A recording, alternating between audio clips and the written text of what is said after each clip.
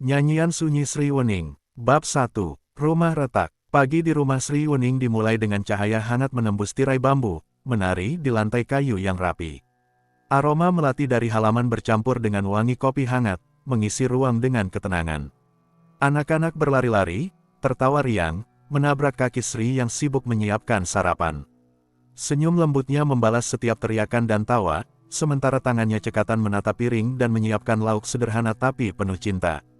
Gagak Kukila keluar dari kamar, rambut sedikit acak, senyum hangat menempel di wajahnya. Ia mencium pipi Sri sebelum duduk di meja makan. "Pagi sayang," ucapnya lembut. Sri membalas dengan senyum yang menenangkan hati, sebuah kebiasaan kecil yang membuat rumah itu terasa utuh. Suasana hangat ini bukan sekadar rutinitas, ia adalah fondasi cinta mereka, ringan, nyata, dan tak perlu kata-kata berlebihan. Mereka berbincang ringan tentang pekerjaan, sekolah anak-anak, dan rencana hari itu. Kadang, Gagak bercanda, memancing tawa renyah Sri. Kadang, Sri menatap Gagak dengan mata berbinar, merasakan rasa aman yang sulit diungkapkan. Di setiap percakapan, ada rasa saling menghargai dan cinta yang nyata, bukan basa-basi. Hari-hari mereka diwarnai momen-momen kecil, Gagak menolong mencuci piring saat Sri kelelahan, Sri menyiapkan cemilan favorit suami, anak-anak naik ke pangkuan mereka berdua meminta perhatian. Setiap gerakan terasa alami, penuh cinta, tanpa ada rasa terpaksa. Rumah mereka hidup dengan tawa, aroma masakan, dan sentuhan perhatian yang membangun kebahagiaan. Saat sore tiba, mereka duduk di serambi, menatap senja. Gagak menggenggam tangan Sri, menatap matanya sambil berkata, "Kamu selalu membuat rumah ini hangat sayang." Sri tersenyum, membiarkan hati tersenyum bersamanya. Di halaman, anak-anak bermain, suara tawa mereka seperti musik yang menyejukkan. Rumah itu terasa seperti dunia kecil yang hanya milik mereka, tempat aman, penuh cinta, tanpa gangguan dari dunia luar. Tetangga sering memandang mereka dengan kagum. Gagak tampan dan sukses, Sri lembut dan cantik, anak-anak rapi dan bahagia. Keharmonisan ini membuat rumah tangga mereka terlihat sempurna, menjadi contoh bagi lingkungan. Semua terlihat mulus, harmonis, dan damai. Malam datang dengan ketenangan. Lampu-lampu rumah memantul di dinding kayu, menciptakan kehangatan. Mereka duduk berdua di serambi, menikmati angin malam, kadang berbicara ringan, kadang diam menikmati keheningan. Dalam hati Sri, ada rasa syukur yang mendalam, rumah ini hangat, suaminya perhatian, anak-anak bahagia. Semua terasa lengkap, namun, di balik fondasi yang kuat ini, ada ketergantungan emosional yang rapuh. Sri percaya sepenuhnya pada Gagak, merasa ia selalu jujur.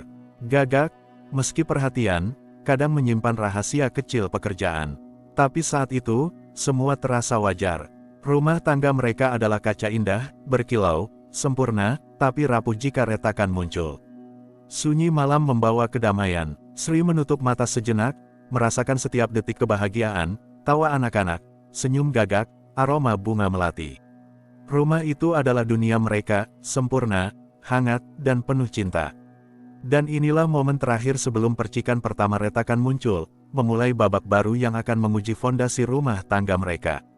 Beberapa minggu terakhir membawa musim semi kebahagiaan. Rumah itu masih dipenuhi tawa, aroma masakan, dan langkah anak-anak yang berlari-lari di halaman. Gagak dan Sri masih duduk di serambi, saling melempar candaan sambil menatap langit senja. Setiap sentuhan tangan, setiap senyum, terasa seperti janji kecil tentang cinta yang abadi. Rutinitas mereka stabil, pagi sarapan bersama, siang dengan kesibukan masing-masing, sore dan malam untuk berkumpul. Gagak pulang dengan cerita ringan, Sri menyambutnya dengan perhatian hangat. Anak-anak naik ke pangkuan mereka, meminta kasih sayang, dan menerima pelukan yang tulus. Rumah mereka adalah panggung kecil dari cinta dan kebahagiaan, di mana setiap detik terasa hidup dan bermakna. Sri sering menatap Gagak dalam diam, mengagumi ketulusan yang terpancar dari wajahnya. Ada rasa bangga, rasa aman, dan syukur yang dalam.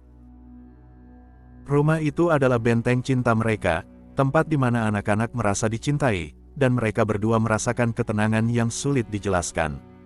Gagak pun merasa nyaman, ia tahu istrinya setia dan penuh perhatian. Setiap kali pulang, ada kebahagiaan sederhana yang mengisi hati, aroma masakan, suara tawa anak-anak, dan senyum Sri yang menenangkan. Momen-momen kecil ini membangun fondasi yang tampak kokoh, fondasi yang belum teruji. Hari-hari bahagia ini juga membawa rutinitas hangat, makan malam bersama, menonton televisi, bercanda ringan, atau duduk di serambi menikmati angin malam. Tidak ada rasa curiga, tidak ada rahasia yang menekan. Hanya cinta, perhatian, dan rasa aman yang mengisi setiap detik. Namun, di ujung hati, ada sedikit rasa was-was samar, tidak nyata, hampir seperti bayangan yang lewat. Telepon Gagak kadang berdering tiba-tiba, cerita singkat terasa tergesa. Sri belum menaruh curiga, ia masih menganggap semuanya wajar. Tapi insting halus itu mulai menyentuh kesadarannya, ada ketidakselarasan kecil yang mengintai, tanda yang belum jelas tapi terasa asing. Malam itu, setelah anak-anak tidur, Sri duduk di serambi, menatap bintang. Ia menghirup udara malam, mencium aroma bunga yang tersisa, dan membiarkan pikirannya mengembara. Ada rasa damai, cinta yang utuh, dan ketenangan. Rumah ini penuh cinta dan perhatian. Dalam keheningan itu, kebahagiaan mereka terlihat lebih murni. Tidak ada yang curiga, tidak ada yang tergesa, hanya cinta yang stabil. Rumah itu hidup dalam suara tawa anak-anak, aroma masakan, dan senyum pasangan yang saling menghargai. Sunyi malam itu bukan kosong. Sunyi itu penuh kehangatan, cinta, dan ketenangan yang membuat rumah tangga mereka terasa utuh. Sri menutup mata sejenak, menikmati dunia sempurna mereka, kehidupan yang hangat, aman, dan penuh cinta. Pagi itu, udara terasa berat di rumah Sri Wening, meski sinar mentari menembus tirai bambu seperti biasa. Aroma kopi hangat masih mengambang, tapi ada sesuatu yang berbeda, sebuah ketidakselarasan yang samar, hampir tak bisa dijelaskan. Anak-anak berlarian di halaman, tawa mereka biasa, tapi Sri merasa hatinya sedikit tercekik. Ia menatap Gagak Kukila yang keluar dari kamar, rambut sedikit acak dan senyum hangat menempel di wajahnya. "Pagi sayang," ucapnya. Sri tersenyum, tapi senyum itu tidak sepenuhnya tulus. Ada rasa asing yang mengintai, sebuah bisikan halus bahwa rumah yang dulu aman kini terasa sedikit jauh.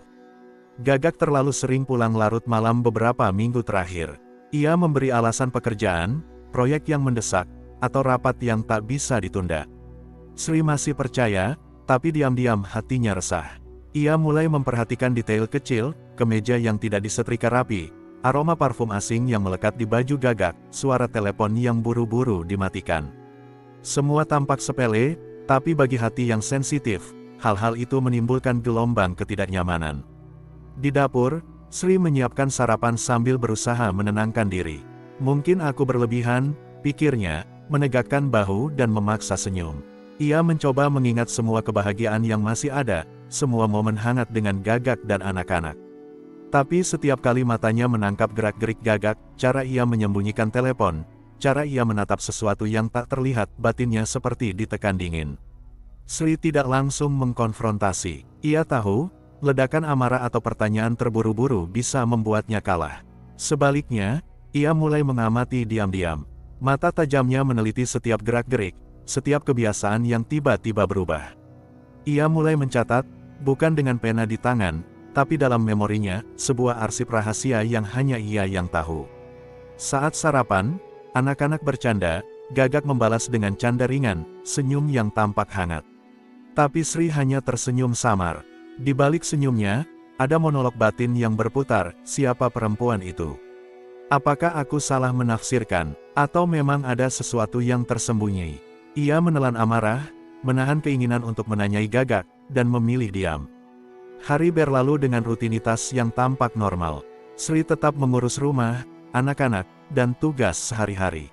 Namun setiap kali ia menemukan rambut panjang hitam di kursi mobil Gagak, atau noda lipstik samar di kerah baju, jantungnya seakan berhenti sesaat. Dingin merayap di tulang, tapi ia tetap menahan diri. Ia tahu, rumah tangga ini seperti kaca, retakan kecil bisa menghancurkan semuanya jika tidak hati-hati. Di malam hari, setelah anak-anak tidur, Sri duduk sendiri di kamarnya, memegang secuil rambut yang ia temukan. Mata menatap kosong ke dinding, namun pikirannya penuh perhitungan. Tidak ada air mata yang jatuh, tidak ada tangisan yang meledak. Hanya dingin yang menusuk, keteguhan yang baru lahir di hati. Rumah itu, yang dulu terasa hangat dan aman, kini mulai menyingkap sisi gelapnya. Ia membayangkan wajah Gagak yang tidur pulas, Tampak tenang, tanpa tahu ada badai kecil yang sudah lahir di hati istrinya. Ada rasa asing yang menyelinap, suami yang dulu ia kenal, kini terasa jauh. Ia menelan perasaan itu, menggenggam tekad yang baru terbentuk, ia tidak akan menyerah begitu saja.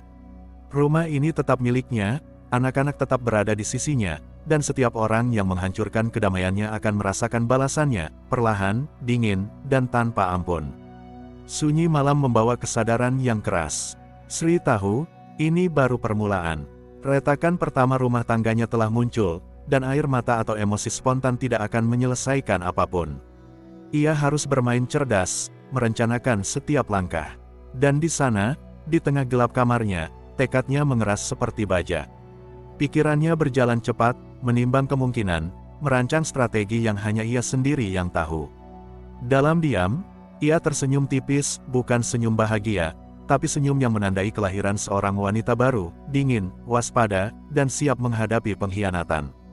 Rumah itu tidak lagi sepenuhnya miliknya, tapi ia siap menguasainya kembali, dengan cara yang akan membuat semua pihak tersadar siapa yang sebenarnya memegang kendali. Dan malam itu, rumah yang dulu hangat terasa sunyi, namun syarat dengan tekad yang baru lahir. Kebahagiaan yang murni telah mulai diguncang. Rumah itu akan segera mengetahui siapa yang benar-benar berkuasa. Dan Sri Wening, wanita yang dulu lembut dan sabar, kini menatap masa depan dengan mata dingin, hati penuh rencana, dan keberanian yang belum pernah ia miliki sebelumnya. Keesokan harinya, rumah masih dipenuhi suara aktivitas pagi. Anak-anak berlarian, sepatu beradu lantai, dan aroma sarapan yang masih tersisa di dapur. Sri Wening berjalan dengan tenang, menyembunyikan gelombang ketegangan yang berkecamuk di dalam dada. Mata dan telinganya kini selalu waspada, mengamati setiap gerak-gerik Gagak, setiap nada suara yang terdengar samar, dan setiap tanda yang sebelumnya tampak sepele. Saat Gagak meninggalkan rumah untuk urusan kerja, Sri mulai meneliti sisa-sisa yang ia tinggalkan. Kursi mobil yang ia periksa sebelumnya masih menyimpan bukti, seutas rambut panjang hitam, bukan milik Sri. Jantungnya berdetak lebih cepat, namun wajahnya tetap tenang. Ia menundukkan kepala sejenak, menarik napas, lalu menatap rambut itu di telapak tangannya. Ini baru permulaan pikirnya. Ia tahu, ledakan amarah saat ini akan sia-sia. Ia harus cermat, strategis. Dalam hati, tekadnya mengeras, ia akan membongkar rahasia ini perlahan, tanpa terburu-buru, memastikan semua langkahnya sempurna. Di saat mencuci baju Gagak, Sri menemukan noda lipstik samar di kerah. Sekali lagi, jantungnya terhenti sesaat, tapi ia tidak membiarkan emosi mengambil alih. Setiap bukti kecil dicatatnya dalam ingatan, setiap gerak-gerik diamati, setiap kata yang terucap atau yang disembunyikan disimpan dalam arsip rahasia di dalam kepala. Sri mulai menyusun polanya terlihat samar, tapi cukup untuk menandai adanya sesuatu yang tidak wajar. Siang itu, rumah terasa sepi. Anak-anak sedang belajar, dan Gagak masih belum pulang. Sri duduk di serambi, memegang secuil rambut yang ia temukan, matanya menatap kosong ke halaman. Tapi pikirannya tidak kosong, ia merancang langkah demi langkah, menimbang kemungkinan, meramalkan skenario yang mungkin terjadi. Strategi lahir dari ketenangan, bukan emosi. Ia harus sabar, dan kesabaran itu kini menjadi senjata terkuatnya. Saat Gagak pulang larut sore, aroma parfum asing kembali tercium samar. Sri menyapa dengan ramah, menutupi setiap rasa curiga yang mencoba muncul di wajahnya. Suasana makan malam berlangsung normal, bahkan hangat, namun di bawah permukaan, gelombang ketegangan bergerak tanpa suara. Sri mengamati, mencatat, memetakan setiap ekspresi, setiap nada suara, setiap kata yang terselip di antara tawa. Malam itu, setelah anak-anak tidur, Sri kembali ke kamarnya sendiri. Ia duduk di kursi dekat jendela, menatap gelap malam yang dipenuhi cahaya bintang. Rambut panjang hitam itu masih di tangan, seperti simbol pertama dari sebuah kebenaran yang perlahan akan terungkap. Tatapannya dingin, penuh tekad. Rumah yang dulu hangat dan aman kini menjadi medan diam bagi strategi yang baru lahir. Ia mulai menyusun langkah-langkah praktis, mencatat semua kejanggalan, memeriksa waktu pulang Gagak, menandai setiap telepon yang mencurigakan. Ia bahkan memikirkan siapa yang bisa menjadi sekutu diam-diam, tetangga, teman, atau keluarga yang bisa dipercaya. Semua rencana harus matang, karena satu kesalahan bisa membuatnya kalah sebelum pertempuran dimulai. Rasa sakit, marah, dan pengkhianatan berbaur dalam diamnya. Namun, tidak ada tangisan, tidak ada teriakan. Hanya ketenangan yang diselimuti tekad. Sri Wening yang dulu lembut dan sabar kini perlahan berubah menjadi wanita dingin, waspada, dan strategis. Ia menelan rasa sakit itu, mengubahnya menjadi bahan bakar untuk rencana balas dendamnya yang baru saja lahir. Di tengah kesunyian malam, ia mengingat kembali semua momen bahagia sebelum retakan muncul, tawa anak-anak, senyum gagak, aroma kopi hangat, senja di Serambi. Semua itu kini terasa seperti bayangan, sesuatu yang pernah utuh tapi kini mulai memudar. Perasaan asing menyelinap, rumah ini tidak lagi sepenuhnya miliknya, tapi ia bertekad untuk merebut kembali kendali dengan kecerdasan dan strategi.